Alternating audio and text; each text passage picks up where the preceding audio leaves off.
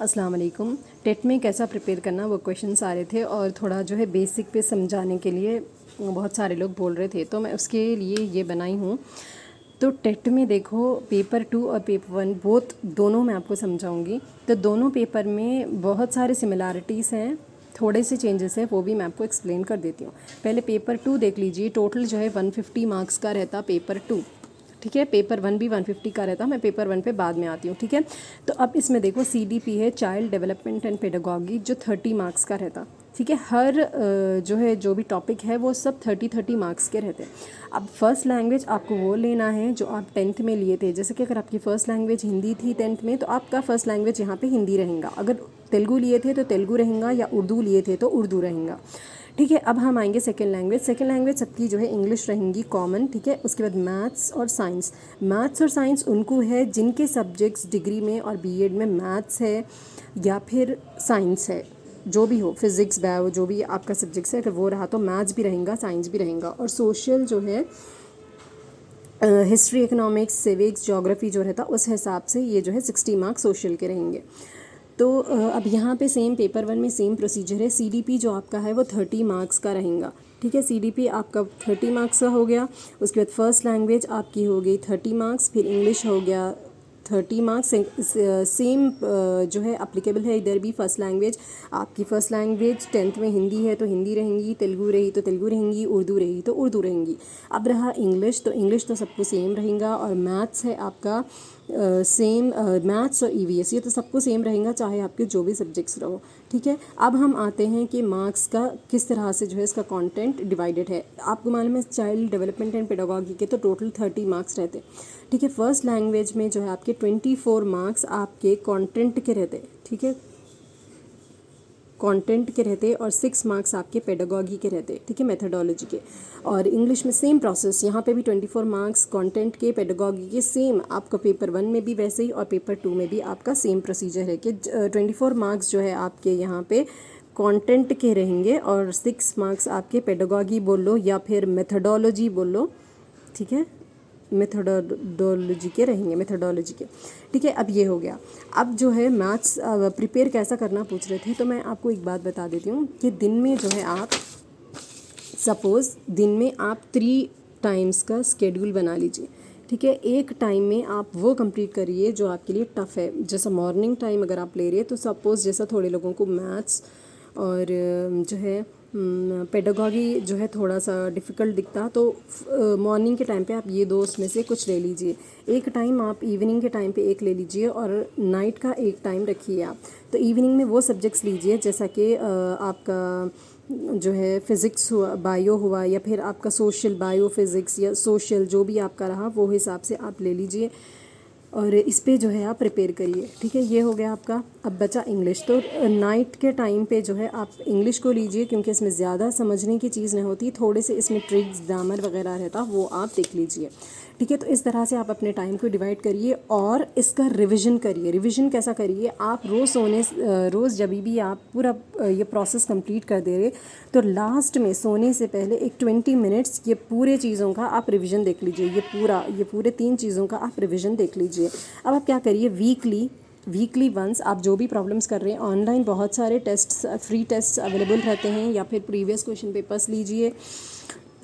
Papers लीजिए या फिर बिट्स निकालिए, जो भी बुक्स रहते हैं आप जो भी ख़रीदे मटेरियल, उसमें से आप जो है टेस्ट देने की कोशिश कीजिए। तो टेस्ट का मतलब ये नहीं है कि आप सामने नोटबुक रख के टेस्ट लिख रहे, नहीं, आप बिल्कुल एग्ज़ाम की तरह अलार्म लगा के, वॉच में या फ़ोन में अलार्म लगा के, फ़ोन दूर रख के आप जो है बिट्स जो है सॉल्व करना शुरू कीजिए। और कितना टाइम लग रहा देखिए, और हो सका तो आप OMRs जो है ख़रीद लीजिए बुक स्टॉल से और आप प्रैक्टिस करिए। जैसे कि फ़र्स्ट है तो इसको, अब आप A ऑप्शन है तो आप इसको तरह जो है बबलिंग जो है करिए, क्योंकि बबलिंग करने में भी जो है बड़ी प्रॉब्लम होती है, थोड़े जनों को जल्दी करने नहीं आता। अगर आप प्रैक्टिस कर लिए तो वहाँ पे जो है बिल्कुल आपके लिए आसानी हो जाएगी।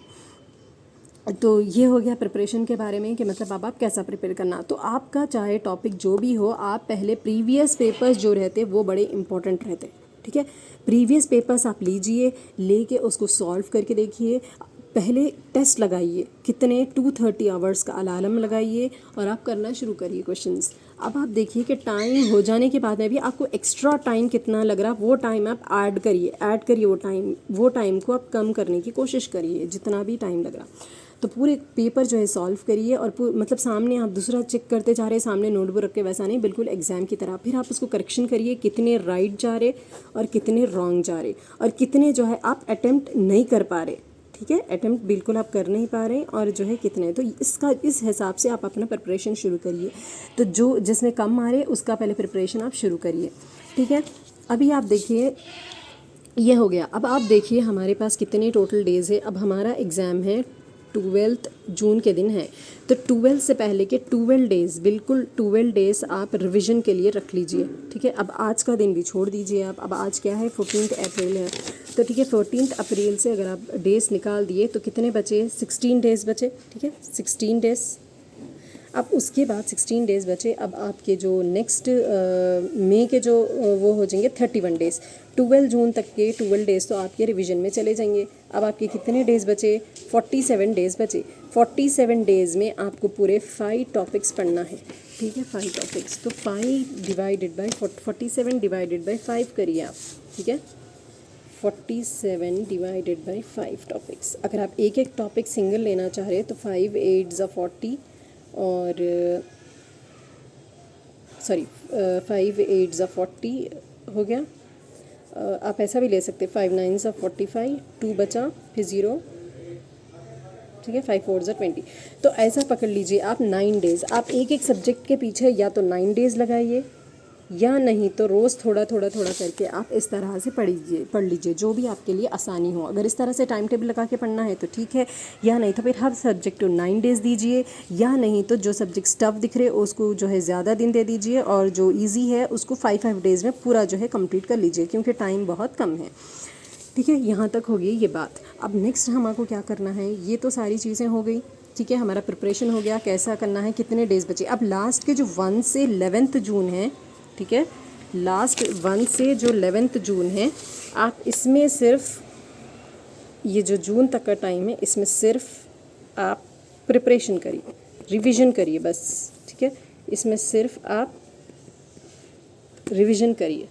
ठीक है, इसमें सिर्फ आप रिवीजन करिए। अब हम बैक टू यहाँ पे आएंगे, क्योंकि मैं मैथ्स का ले रही थी तो मैं मैथ्स का आपको वेटेज बता देती हूँ। ठीक है, अब मैथ्स का देखो, मैं प्रीवियस पेपर से आपको बोल रही हूँ। देखो थोड़े प्रीवियस पेपर्स में ऐसा है कि थोड़े चैप्टर्स में से क्वेश्चंस ही नहीं आए। ठीक है, और थोड़े प्रीवियस पेपर्स में क्या है, क्वेश्चंस ज़्यादा आए। तो मेरे एनालिसिस के हिसाब से, मैं आपको पहले ही बोल रही हूँ, मेरे एनालिसिस के हिसाब से जो ज़्यादा क्वेश्चन जिन चैप्टर्स में से आए हैं वो है ज्योमेट्री, मेंसुरेशन और आपका जो है अरिथमेटिक।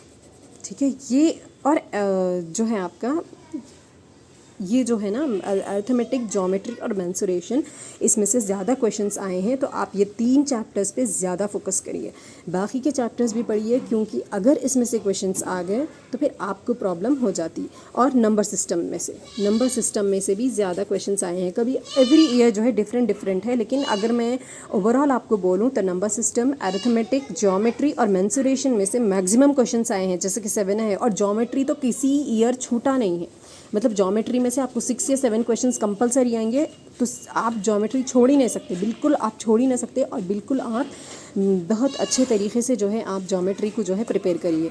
अब बाकी जो 1 1 2 2 मार्क्स से जो क्वेश्चंस आए हैं, जिसमें से जैसे कि सेट हुआ, सेट तो एक बास क्वेश्चन पेपर्स पे बाज़ वक़्त सेट में से क्वेश्चंस नहीं आए हैं, फिर भी आप जो है उसको प्रिपेयर करिए, मत छोड़िए आप। और उसके बाद डेटा हैंडलिंग में एवरी ईयर इसमें इक्वल क्वेश्चंस है, 2 क्वेश्चंस है एवरी ईयर जो है। डेटा हैंडलिंग में से 2 क्वेश्चंस है और ट्रिग्नोमेट्री में से 2 क्वेश्चंस है। तो ट्रिग्नोमेट्री जो है कभी बिल्कुल चैप्टर में से क्वेश्चंस आए ही नहीं हैं, मतलब, और कभी जो है इसमें से 2 क्वेश्चंस आए हैं। और अलजेब्रा के जो एवरेज क्वेश्चंस है, एक कभी जो है इसमें 7 क्वेश्चंस आ गए हैं, कभी इसमें 3 क्वेश्चंस आए हैं, कभी इसमें 2 क्वेश्चंस आए हैं।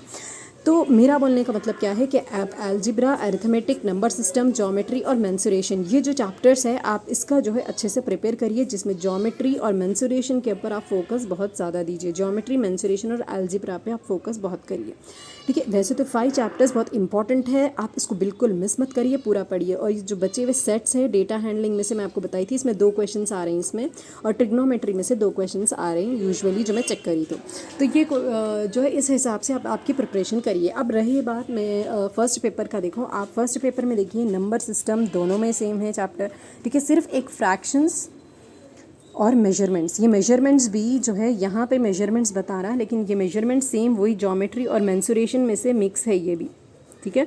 तो एक ही चैप्टर अलग है इसमें, वो है आपका फ्रैक्शंस। बाकी के पूरे चीज़ें जो है वो है, मैं जब भी वीडियोस बनाऊंगी आपको बता दूंगी कि क्या लेवल के क्वेश्चंस पेपर 1 तक आएंगे, वो मैं आपको उसमें इंडिकेट कर दूंगी, ठीक है। अब मैं इसके हिसाब से आपको वीडियोस जो है अपलोड करूंगी, ठीक है। अभी हम आएंगे फिज़िक्स और बायो के उस पर। मैं जो प्रीवियस पेपर्स के एनालिसिस में जो मैं गौर करी हूँ वो जो है 7 क्वेश्चन फिज़िक्स से, केमिस्ट्री के 5 क्वेश्चन और बायो से 12 क्वेश्चन, ठीक है। ये जो आए हैं, देखो मैं जो बोल रही हूँ ये जो है मैं आपको पेपर्स एनालाइज करके बोल रही हूँ, हो सकता है कि चेंज भी हो, ताकि फिर आप लोग बाद में ये ना बोलें कि आप बोले थे ऐसा आया। तो मैं आपको एनालाइज करके बोल रही हूँ, मैं ये बोल रही हूँ कि जिस में से मार्क्स ज़्यादा हैं आप इस पर फोकस ज़्यादा करिए, फिर उसके बाद जिसमें कम आए उसको भी देख लीजिए, छोड़िए मत, कोई चैप्टर छोड़िए मत, ठीक है। अब मैं जो है प्रीवियस पेपर को एनालाइज करके जो आपको बोल रही हूँ, वो जिसमें ज़्यादा मार्क्स, ज़्यादा क्वेश्चंस जो है पूरे अरिथमेटिक और ज्योमेट्री से है, तो इससे ये मालूम हो रहा है कि ज्योमेट्री का जो है आपको बिट्स छुटने वाले हैं।